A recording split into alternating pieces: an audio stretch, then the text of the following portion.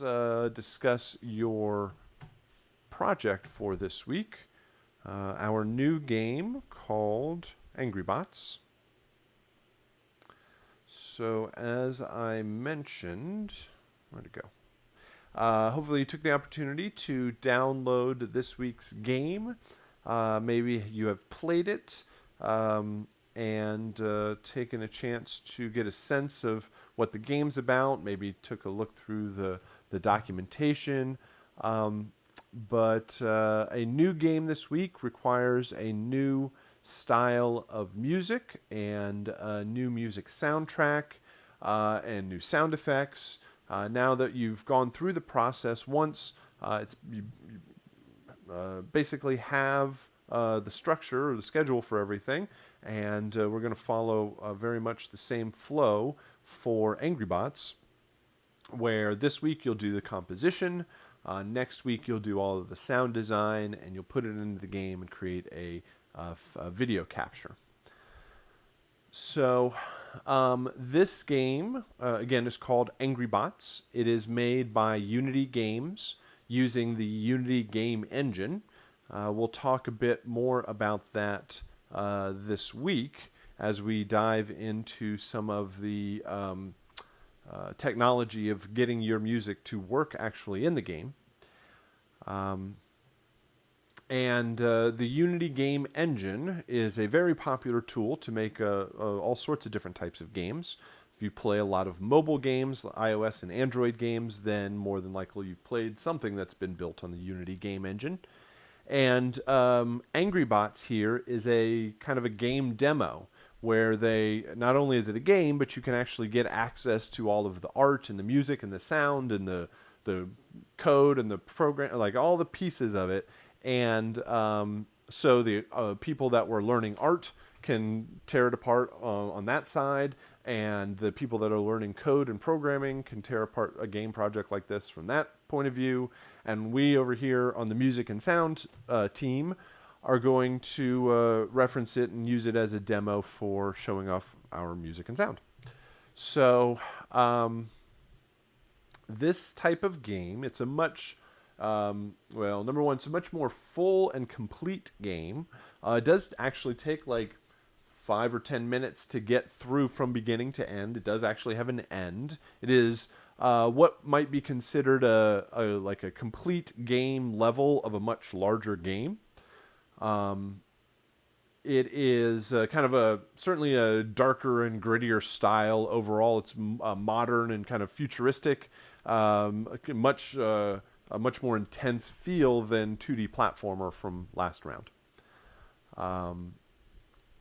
It is having this sort of modern approach to the game or kind of futuristic feel.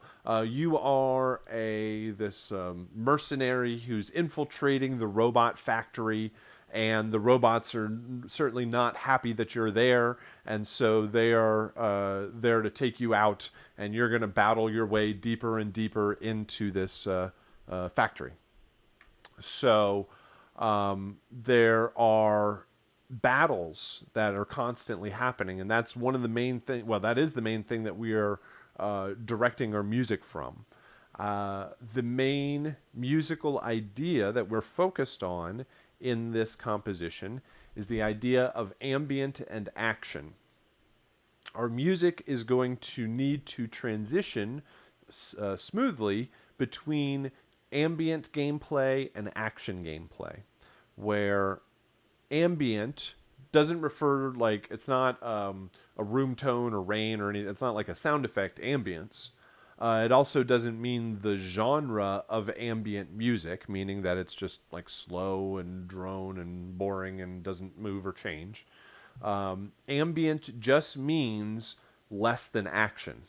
There's no battle going on at that point. So this is also often referred to as battle and exploration. So during exploration, you're just kind of wandering around. There's no bad guys around. All of a sudden, a robot jumps out or a bad guy jumps out, and the action music kicks in, and we have to be able to switch musically seamlessly back and forth between a lower intensity ambient game state and a higher intensity action game state. Question here in the chat. Do you think a minor key signature would be appropriate for this game? Absolutely. For this, you're going for intense and battles and firefights and robots and explosions and heroic and adventure and all of these big and intense ideas. It's a lot easier to get away with that in a minor key.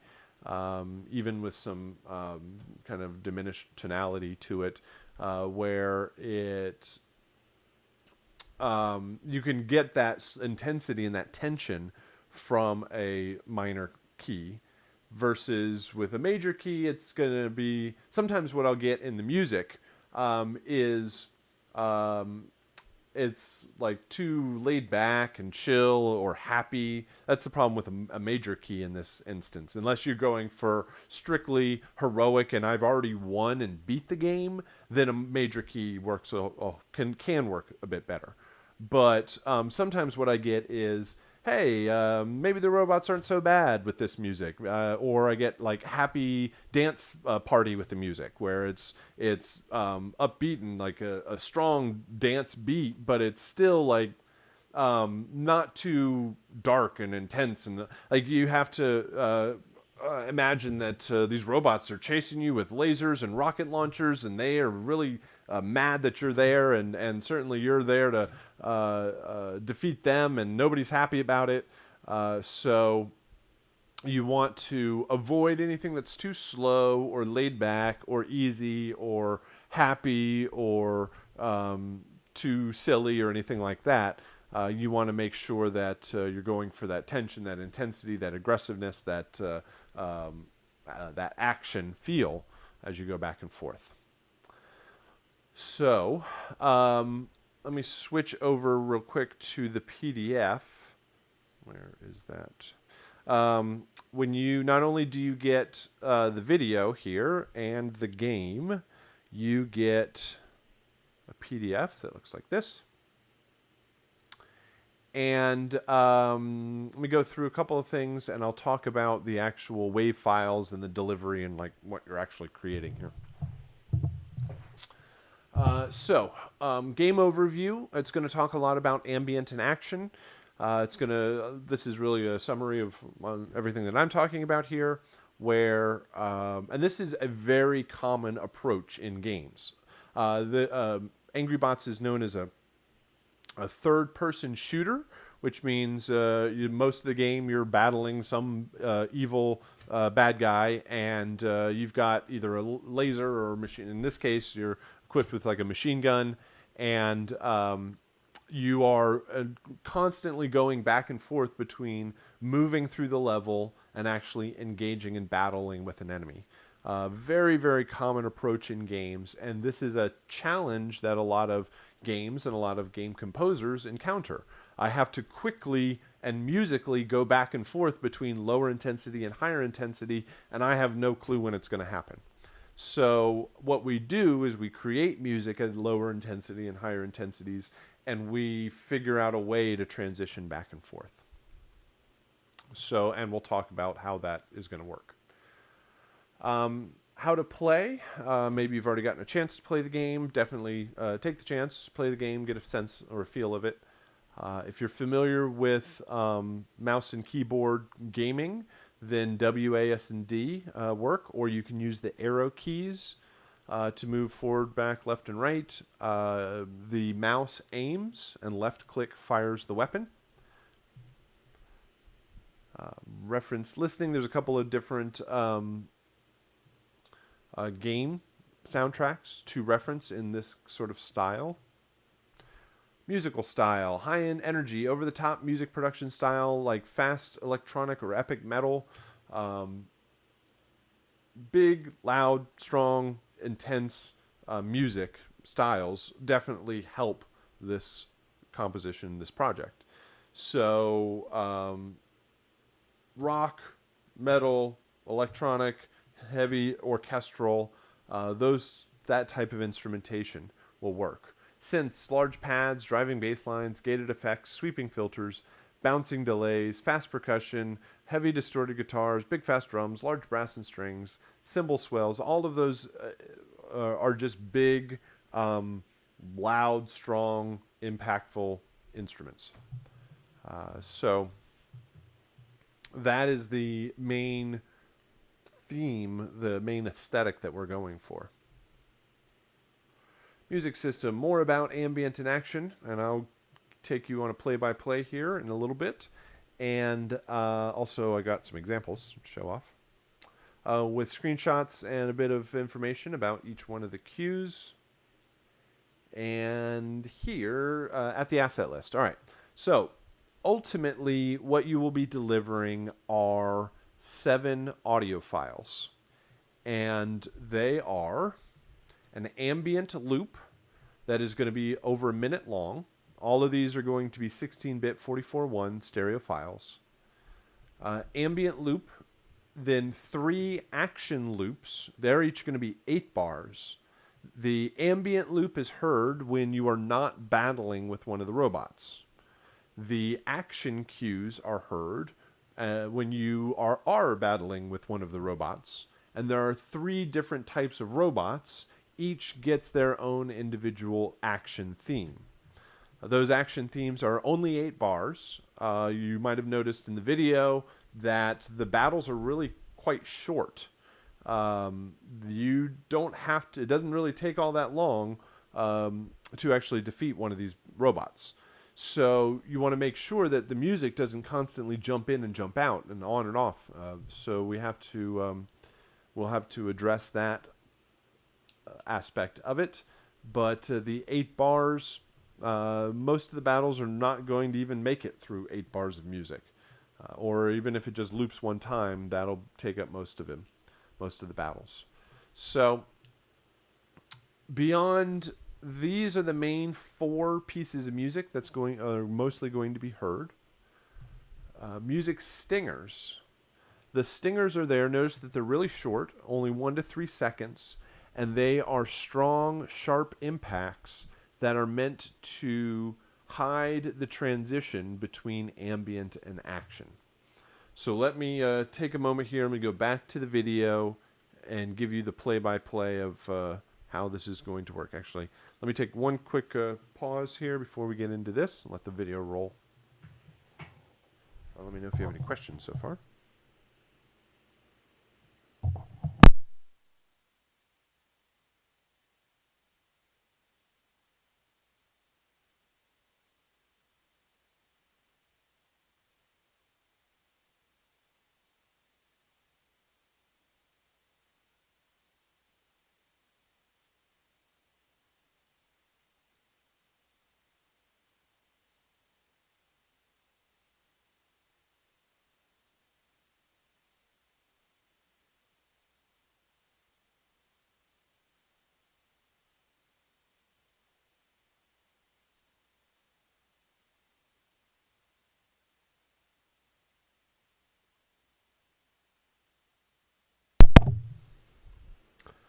Okay. Let me back this up here. So, I'm going to start talking about the ambient and the action cues first. We have one ambient cue that is a minute long. It's the longest file because it's going to be heard most often. Then your 3 action cues, those are each 8 bars long, and those happen when the battles happen. So let's talk about how the game knows how to switch back and forth between these pieces of music. If nothing else is happening, and from the start of the game, you hear the ambient cue. If the player just finds a corner and just stands there forever, they are going to hear that ambient cue. Here in the chat, how long can we go on with the ambient music? The cue is supposed to be 1 minute to 2 minutes long.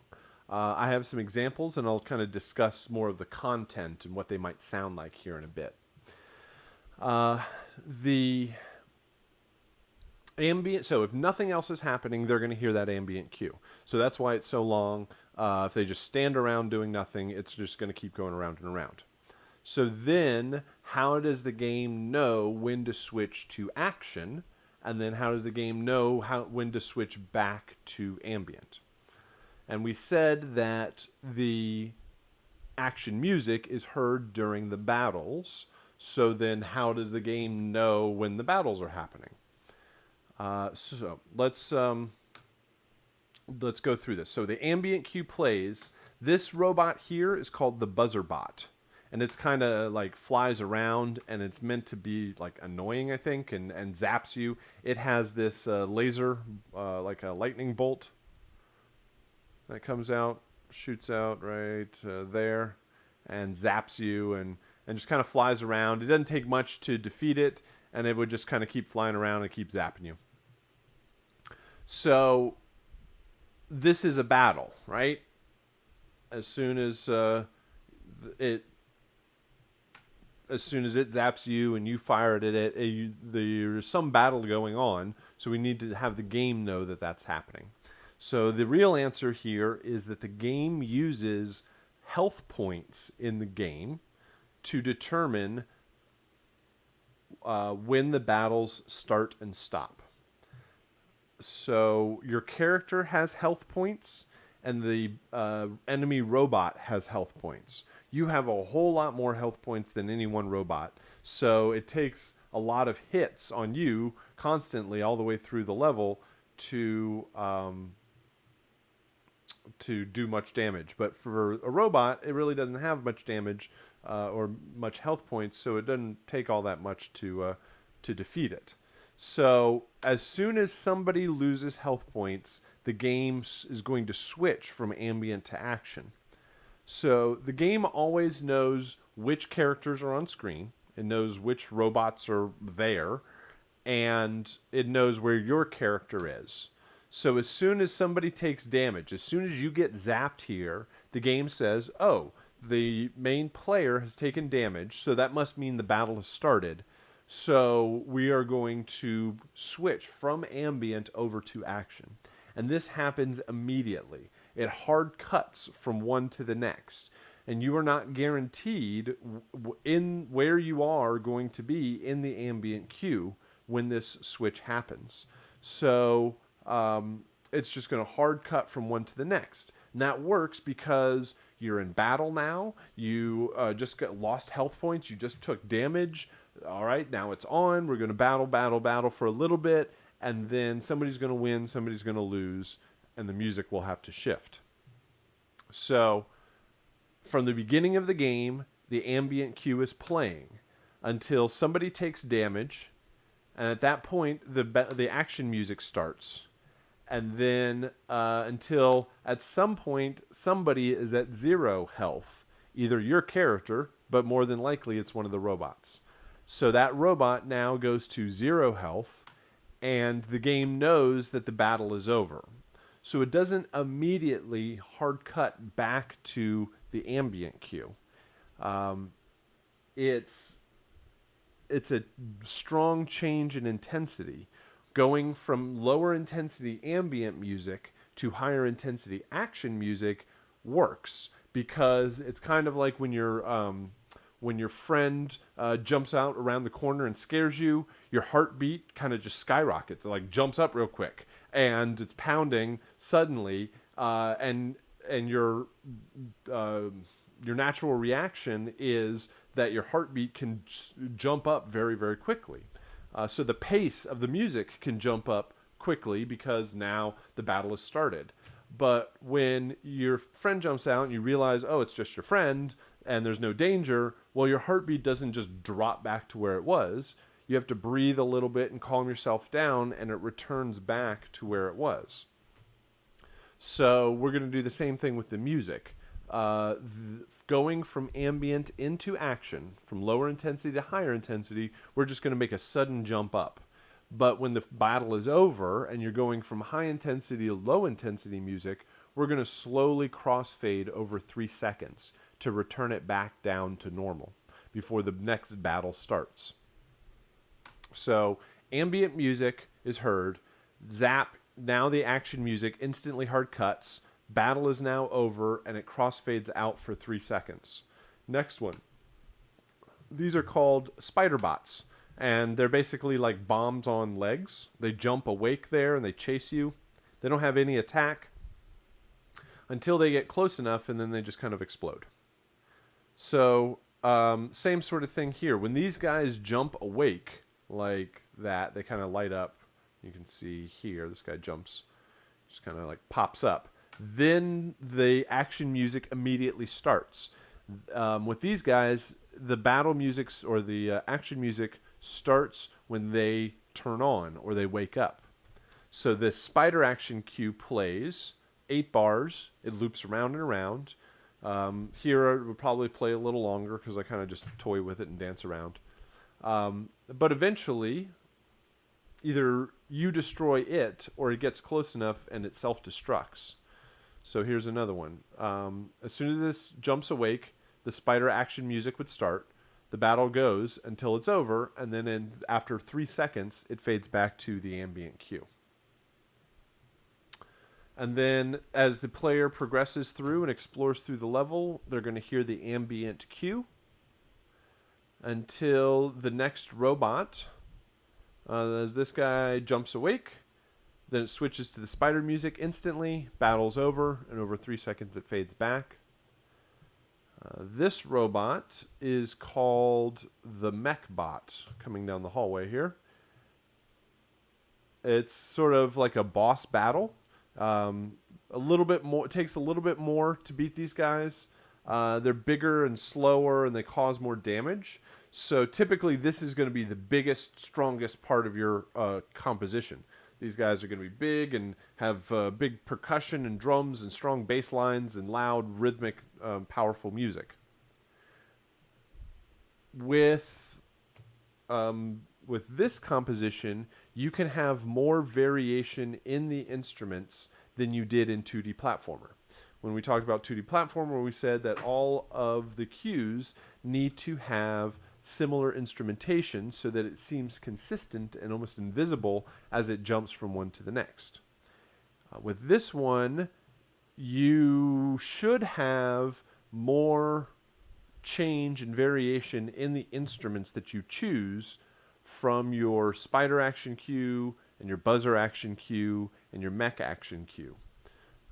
You should have instrumentation that represents each one of these robots. So even if it's not on screen yet, you still can hear it and you know which one's coming for you.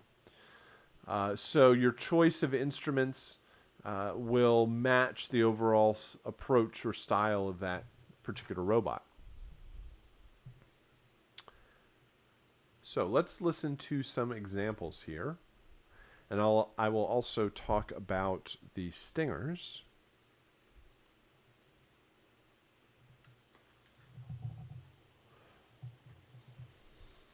All right, let's see if this works. So what I have here, these are 4 student submissions. This first column over here are ambient cues. They're about a minute long, minute to 2 minutes, and they are set up or meant to loop. Over here I have action cues. These are each 8 bars long, and each cue represents its own robot. So the instruments and the melodic theme and the rhythms should sort of reflect the feel of that particular robot coming after you. And over here, these are stingers. I'm going to talk a bit more about these as we listen to them and figure out what their use is. So we'll start here with the first ambient cue.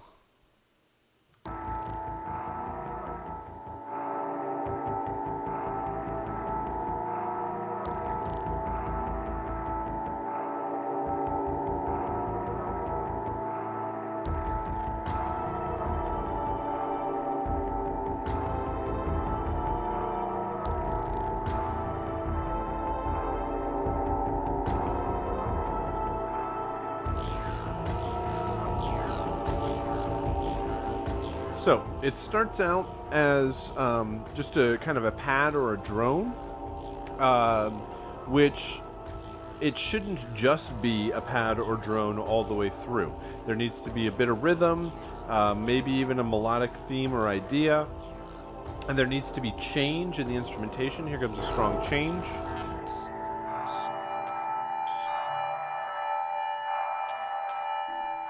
So sometimes I discuss the ambient cue could be thought of more like musical sound design. There is a couple of ways to approach it. You could go with something that is more traditional composition, where you have drums, bass, harmony, and melody, and use and develop those ideas over the minute cue. Or you could use it as more texture and tones, taking more of a musical sound design approach. So it is using musical instruments, using synths, using effects and processing to create more of an interesting soundscape overall that might include, or probably should include, a bit of rhythm. Do you have having a little bit of percussion or rhythm in there foreshadows the pace that you have coming up in the action cues. So change and development, one of the biggest things that I find when grading these is that the instrumentation, once it's established in the ambient cue, doesn't really change all that much. So you want to make sure that you have variation and development over the course of the cue. With the action loops, or the action cues, these are set up to loop. They are 8 bars. They need to be strong and intense. One of the main things we're listening for compositionally is making sure that the action cues are the loudest and strongest portion of your mix. However big and loud and strong you make the ambient cue, your action cues just need to be even bigger and louder and stronger. So typically full drum kit or strong kick snare pattern, a memorable lead that is recognizable for that particular robot, powerful bass lines. Intensity is the main thing that we're listening for. So here are, we have one 8-bar cue for the buzzer cue, we have one for the mech, and we have one for Spider.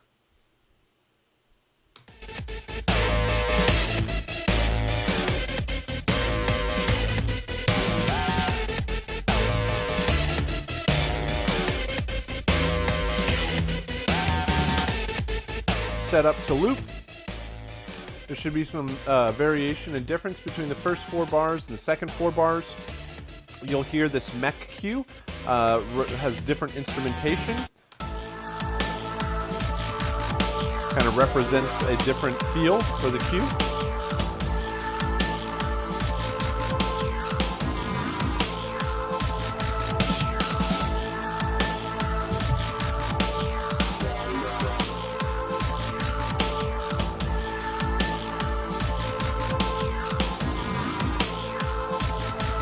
Third one here, Spider.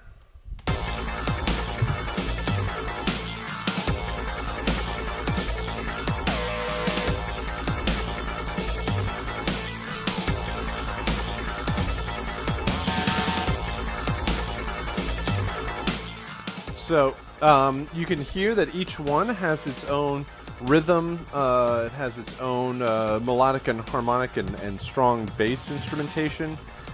So these are going to create a particular voice or theme for that robot.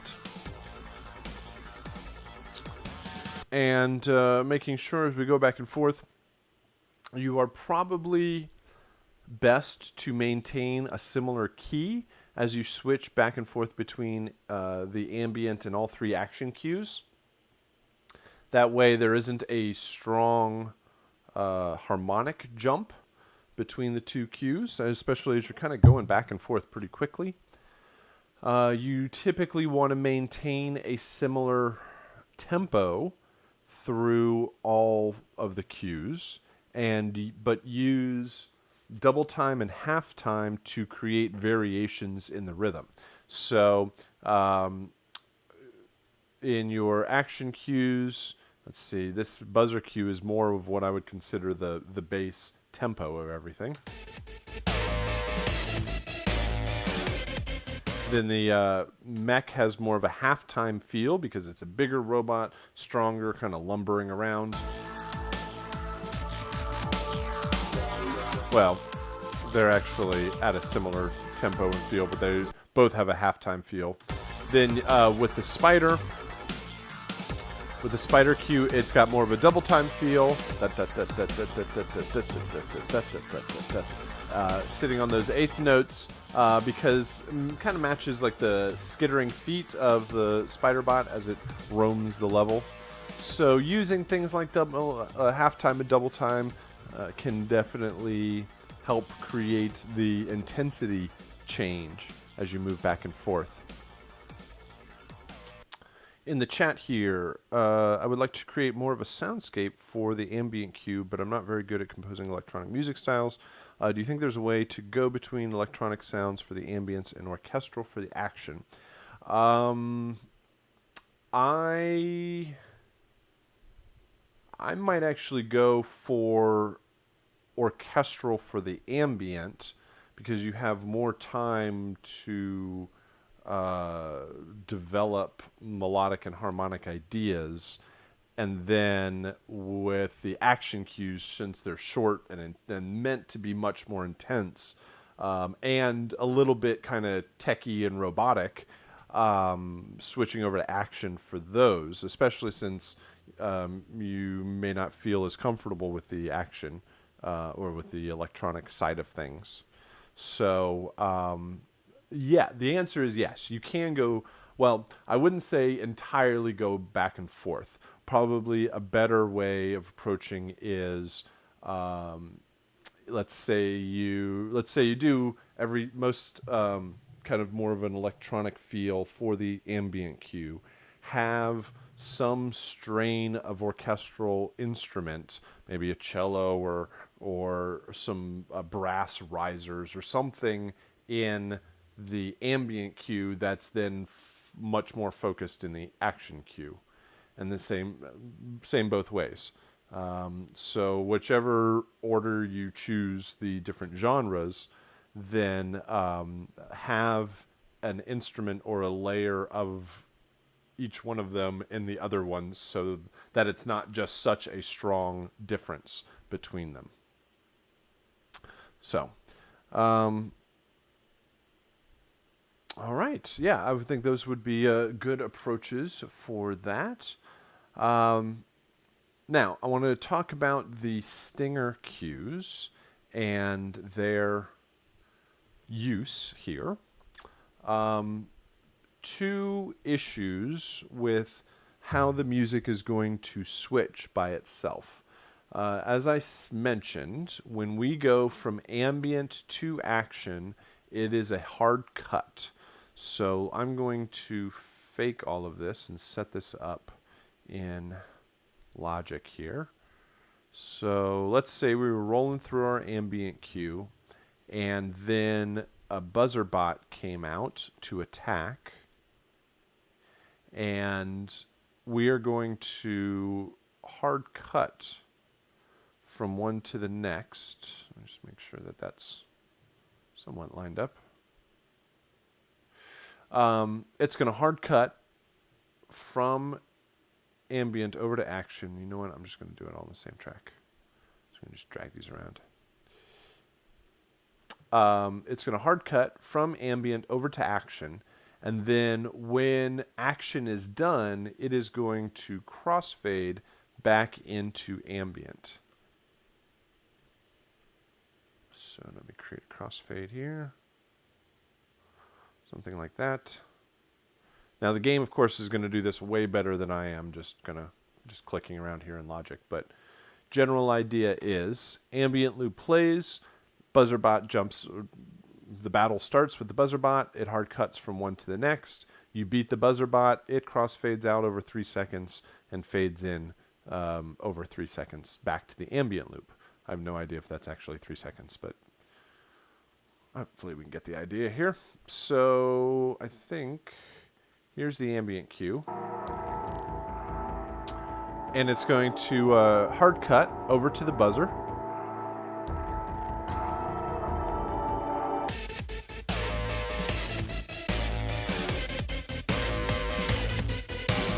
And the battle's over, and it's going to crossfade back to ambient.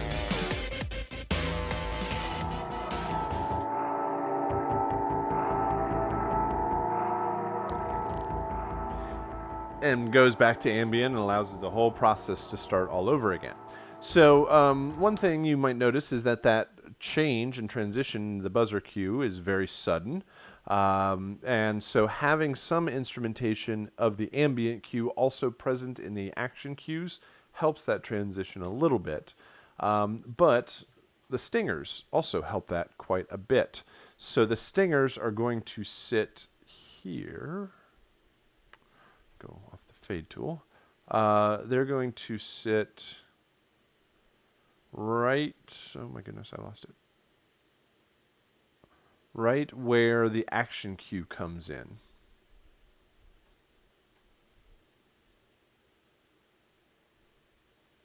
And they are there to help this transition so that it isn't so sudden. It kind of takes attention, distracts, and says, hey, look over here, listen to this real quick while I switch from one to the next. And it also provides randomness and variation. Every time you battle one of the buzzer bots, you are going to hear that exact same buzzer bot action cue. But each time it's going to randomly choose one of 3 stingers to play at the front to create some variation, some randomization. So let's try this. I don't even know if this is going to work or sound correct, but whatever. We'll see what it sounds like.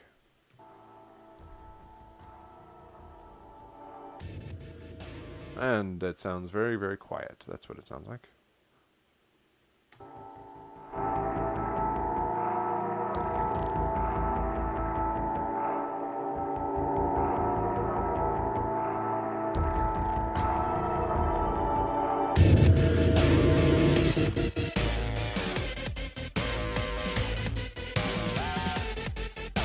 So it provides a little variation there, so that it creates distraction, and there's change every single time one of these plays.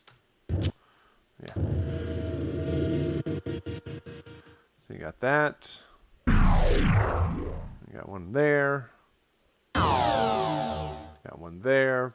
This is less than exciting. This one's kind of less than exciting. This one works very well.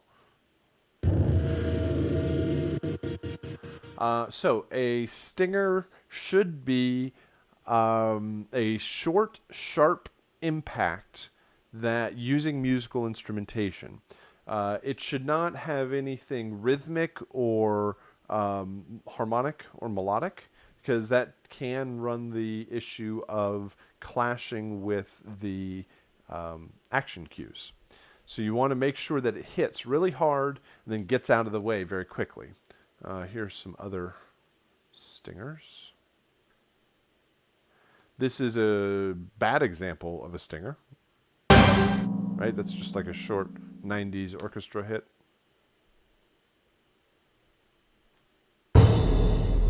That one works all right. I would say that is the most basic form of a stinger, which is like a big bass drum or kick drum and a cymbal crash.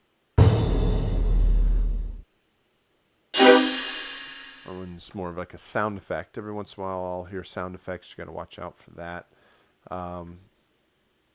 Let's see how well these work. These work well. These are more like, if you're familiar with EDM drops, big builds and impacts with kicks and cymbal crashes and turnarounds, there should be, those are very good kind of templates for this kind of sound. They should not be a musical phrase like this. This is another bad example.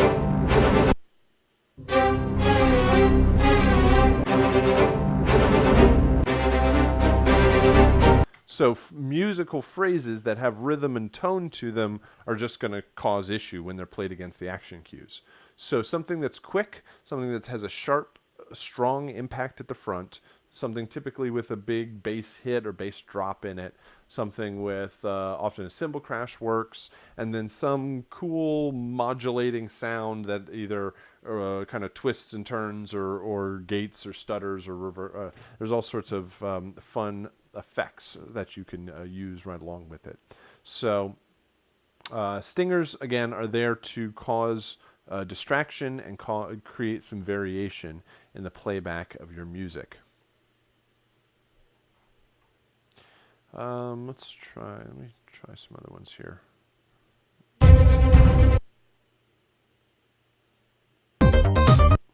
So here is an ambient cue. This one's more like what I would consider a traditional composition, with progression and melody, rhythm, and changes throughout the cue.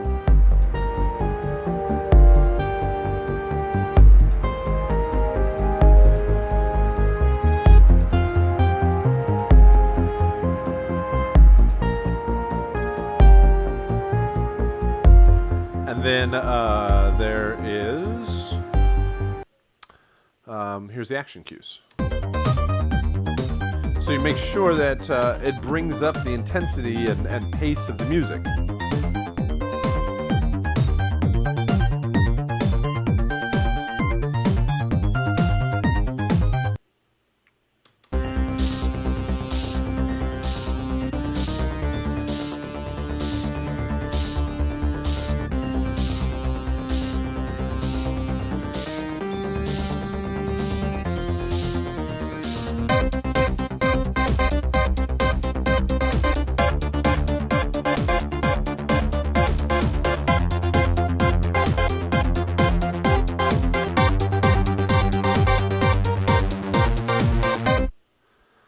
So hopefully these are going to be giving you some good ideas and direction for this composition, ways that you might head.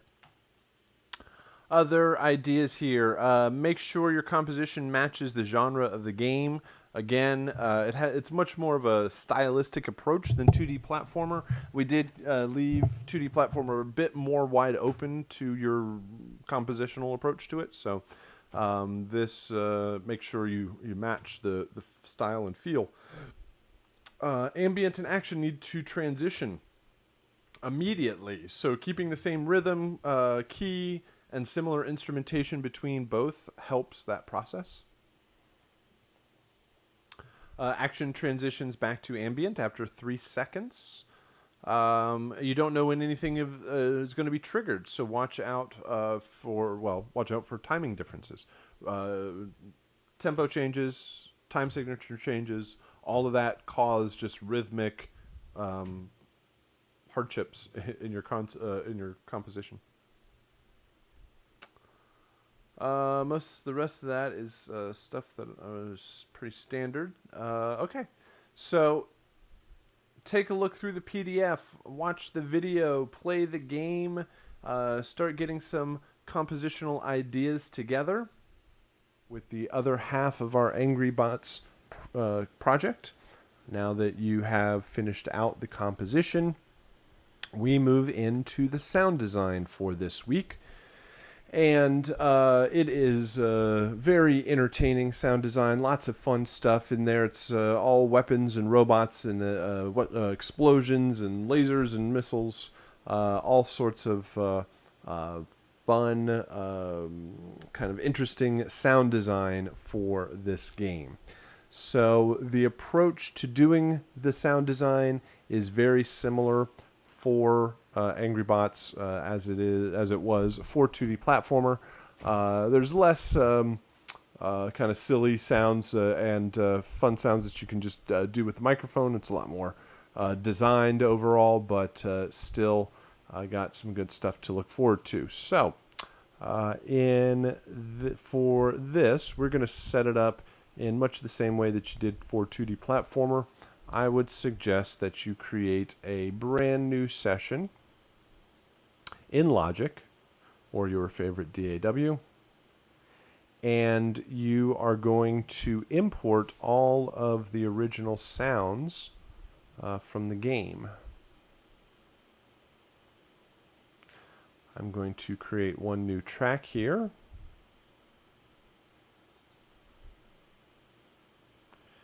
And hold on just a moment. Let me go get a copy of the game.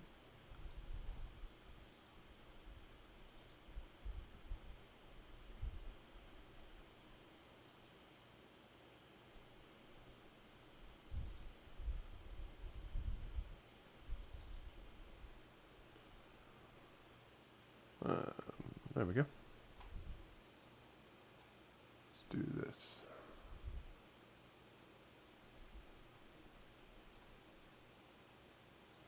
All right. Here is a copy of Angry Bots.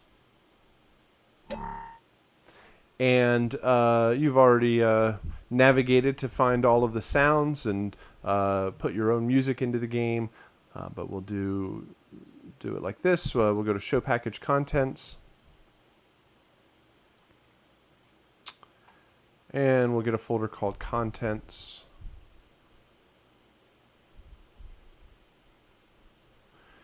And we are going to Data.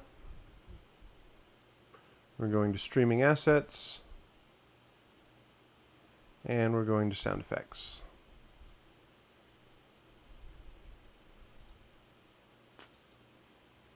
Yeah, I'll just pull these. I think I backed them up at some point. So here are all of the original sound effects. And if I go into, let me do this. Pull this over here. Oops. Move this out of the way. Bring Logic back up.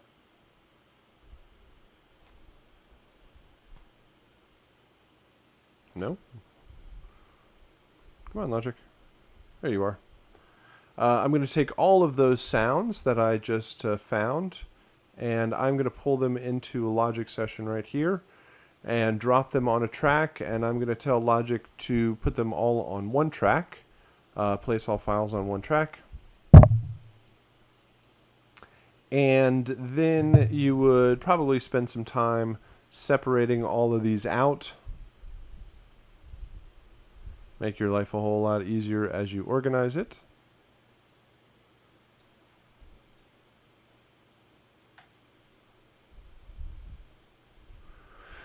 But then you would create a couple of tracks directly below. New tracks. And you would build on these tracks. So,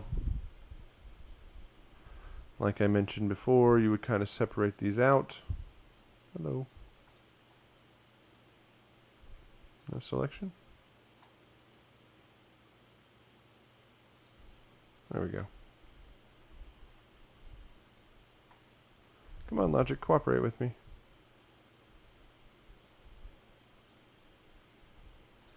There we go. Just make some space in between each one of them so that you have some clear space to build everything and work with the session. I'm just going to switch over here and play the sounds. These are all of the sounds that you will create. There are a whole lot of explosions and doors in this game. So I would, you have access to the Westar library. You also have access to freesound.org. Those are good resources for sound effects, source sound effects to work on this project. And I would suggest that you go find a large group of sounds and bring them in and edit them all in one shot, as opposed to going one at a time. So I would go find, you know that you have quite a few explosion sounds. Flying buzzer, destroyed explosion, patrol mech, destroyed explosion, missile explosion. Figure out all of the certain types of explosion types of sounds that you need. Then go into the search engine and find the particular types of sound effects that you can use, a whole group of them, bring them back into Logic and edit them all down and create different versions for the different explosions that you might need. As opposed to saying, okay, we need an explosion, one sound, going out, finding the sound, bringing it back in, editing it, naming and bouncing it, then saying, oh, I need another explosion. Go back, find another explosion sound, bring it back in. It'll probably save you a couple of trips overall.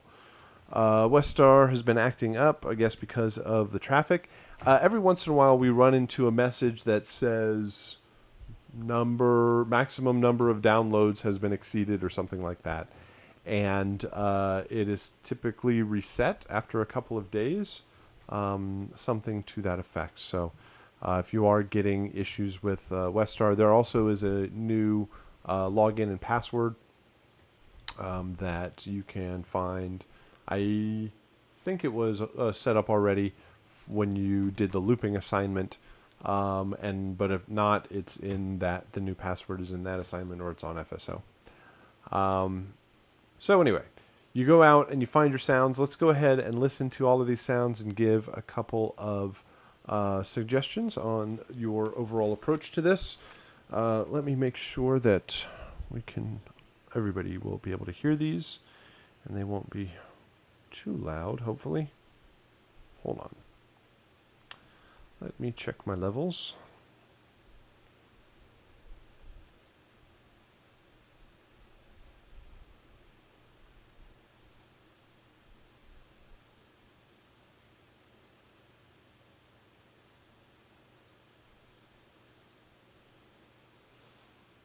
Okay.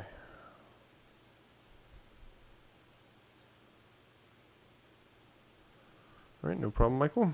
Thank you.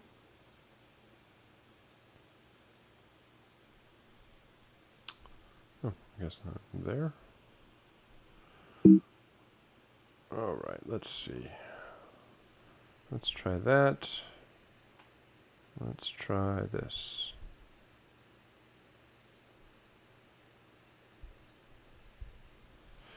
All right. So this is called airlock door close and then airlock door open.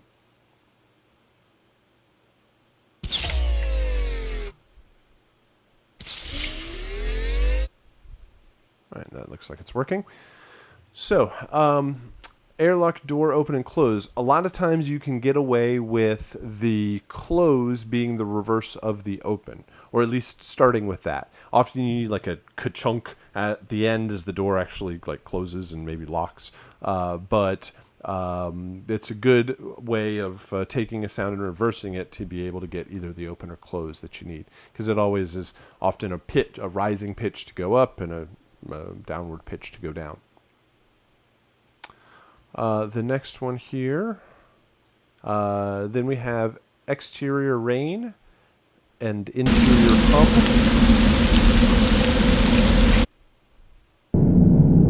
All right, these are pretty long samples. Rain, just go out and find a rain loop. Interior hum is often you can look for room tone. That's a very common search term, or air conditioning, or find like an empty office or something like that. So those are longer loops. They need to be able to loop because your player could just be sitting there forever. And they are longer here, but they don't necessarily need to be, your version need to be that long. Flying buzzer destroyed explosion. Here's our first explosion. That is when you destroy the buzzer.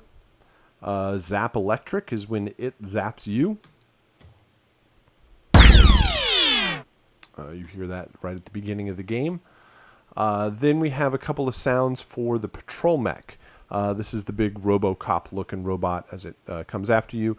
This is the alert when it first notices you. Destroyed explosion. This is at least this sound is a massively huge explosion.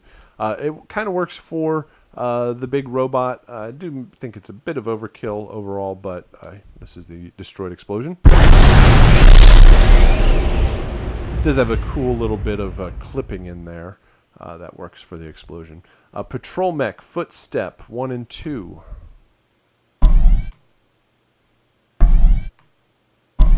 I think they cheat a little bit and they just put the same sound as for 1 and 2. You should probably have a little bit of difference between 1 and 2 so that you can hear like basic. It refers to like left foot, right foot as it goes back and forth. So maybe even just a little bit of pitch difference between the two will give you that variation. Missile explosion. This is when the big patrol mech shoots at you. No, that is sorry. When it sorry, that was missile explosions when it hits a wall. Shoot missiles when it actually shoots it. So those are quite large missile sounds for the patrol mech attack. Enemy spider. This is the alert sound when it wakes up. Then we have, let's kind of move this out of the way. Destroyed explosion. That is when you destroy the enemy robot, the enemy spider. This is spider proximity. This is one very short beep. As the spider gets closer and closer to you, it beeps. The beep gets faster and faster. So by proximity, the closer you are, the faster it beeps. The game does all of that for you. You just have to provide one very short beep. If it's too long and it goes it beeps really fast in the game, then it stacks up and doesn't sound. It doesn't work too well. Enemy spider self-destruct when it's a bomb on legs. When it goes off, it has this sound. I think this is a pretty horrible explosion. It's not a very good sound for being an explosion, especially compared to the other explosions in the game. Interior door, open and close. This is the close. This is the open. All of the doors in the game are all like futuristic Star Trek doors where they just walk up to them, they move automatically. So it's not, sometimes I hear like somebody grabs doorknob and wooden door opens and closes. That's not what these doors are. These are like some sort of motorized version of that. It needs to, like sliding doors. You can try servos and pneumatics, hydraulics, that kind of stuff, where you get a sort of motorized movement sound. Locked. The next one here is called locked door opening. Maybe.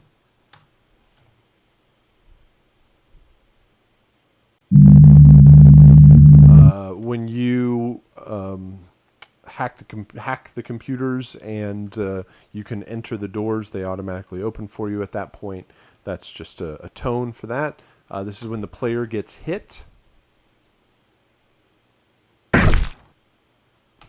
This is the player shooting the weapon.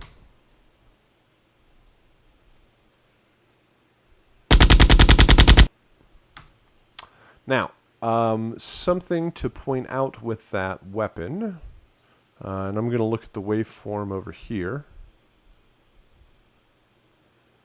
This is the player shooting.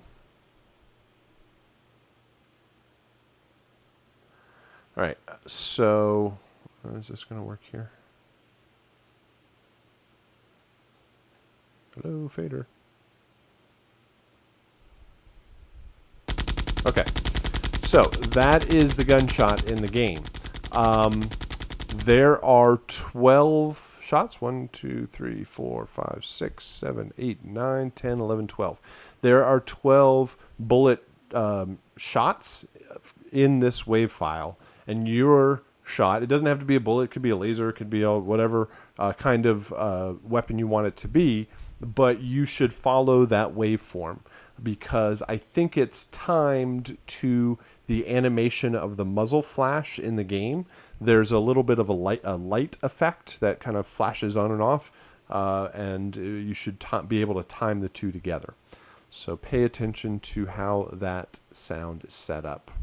The last one here is called terminal hacked. This is when you stand next to the computer in the game. It, again, quote unquote, hacks it. And here, it's a very computery electronic sound. I've heard people do like a voice prompt. They can have it be a robotic voice, even almost like Siri or something like that. It just says terminal hacked. Or I've had people sound like typing on a keyboard, or again, more kind of computery electronic tone like that. Whatever you find that works the best. So all of these sounds are 16-bit 441K stereo files. You should, again, build all of your tracks and sounds in a single session on multiple tracks. Lay out all of the different WAV files across the original ones across a track here. Of course, when you bounce, you will have this muted. These original sounds will never end up in your actual custom sound effects, but they're just there as a guide when you're building everything. So hopefully that gives you some good direction there for your sound design.